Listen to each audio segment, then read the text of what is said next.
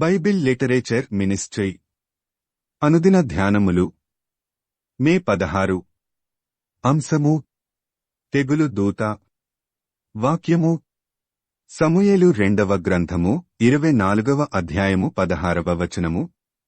దూత యెరూషలేము పైని హస్తము చాపి నాశనము చేయబోయినప్పుడు యెహోవా ఆ కీడును గూర్చి సంతాపమొంది, అంతే చాలును, నీ చెయ్యి తీయమని జనులను నాశనము చేయు దూతకు ఆజ్ఞ ఇచ్చెను. ప్రభువునందు ప్రియులారా, నేటి వాక్యమును ధ్యానించుకుందాము.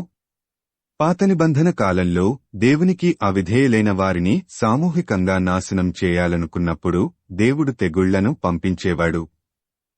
2 సమూయేలు 24వ అధ్యాయంలో ఇంకొకమారు యెహోవా కోపము ఇశ్రాయేలీయుల మీద రగులుకొనినప్పుడు దేవుడు ఇశ్రాయేలీయుల మీదకు తెగులు రప్పించి ఒక్కరోజులోనే 70,000 మందిని చంపాడు. దేవుడు ఐగుప్తు దేశము మీదకు రప్పించిన 10 తెగుళ్లలో చివరి తెగులు కూడా ఒక జబ్బులాంటిదే. అప్పుడు సంహార దూత కేవలం జ్యేష్ఠ కుమారులను మాత్రమే చంపింది. దావీదు కాలంలో నాశన దూత దేవునికి అవిధేయులైన వారందరినీ చంపివేసింది. అనేక సందర్భాల్లో దేవుడు తెగులు పంపించి మనుష్యులను నాశనము చేసినట్లు బైబిల్లో వ్రాయబడి ఉంది. సంఖ్యాకాండము 14, 37, 16, 49, 25, 9, 31, 16. అవిధేయులైన వారిని నాశనం చేయడానికి దేవుని దగ్గర ఉన్న ఆయుధాలలో తెగులు ఒకటి.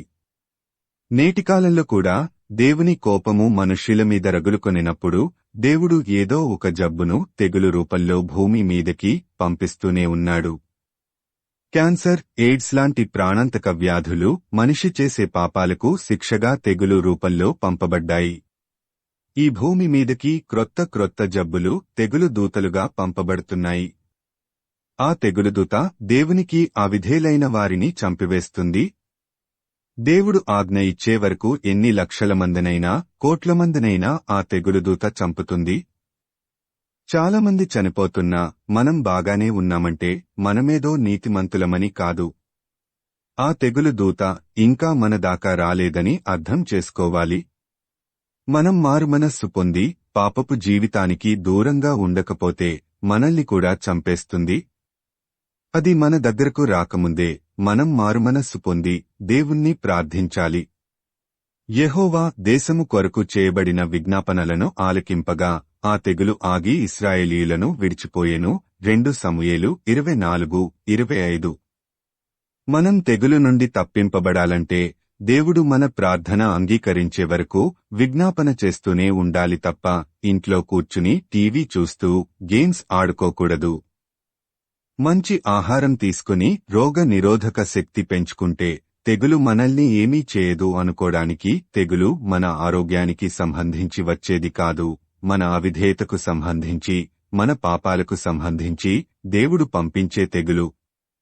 ప్రపంచమంతా తెగులుతో అతలాకుతలమవుతూ లక్షల మంది బలి అవుతున్నా మనం క్షేమంగా ఉన్నామంటే మారుమనస్సు పొందటానికి అది మనకి ఒక హెచ్చరికగా భావించాలి. తెగులుకు వాక్సిన్ కనిపెట్టినంత మాత్రాన ఇంకో క్రొత్త తెగులు రాకుండా ఉంటుందా? మనుష్యుల గర్వాన్ని అణచడానికి దేవుని దగ్గర చాలా తెగుళ్లు ఉన్నాయి.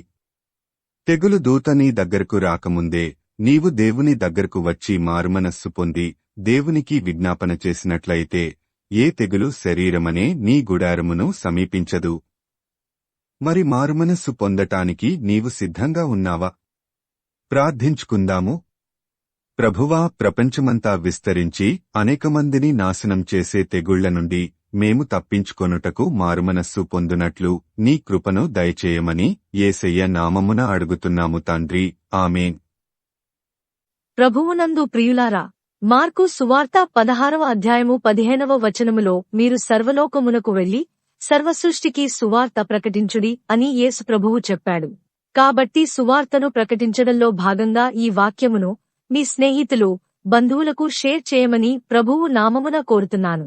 దేవుడు మిమ్మును దీవించునుగాక.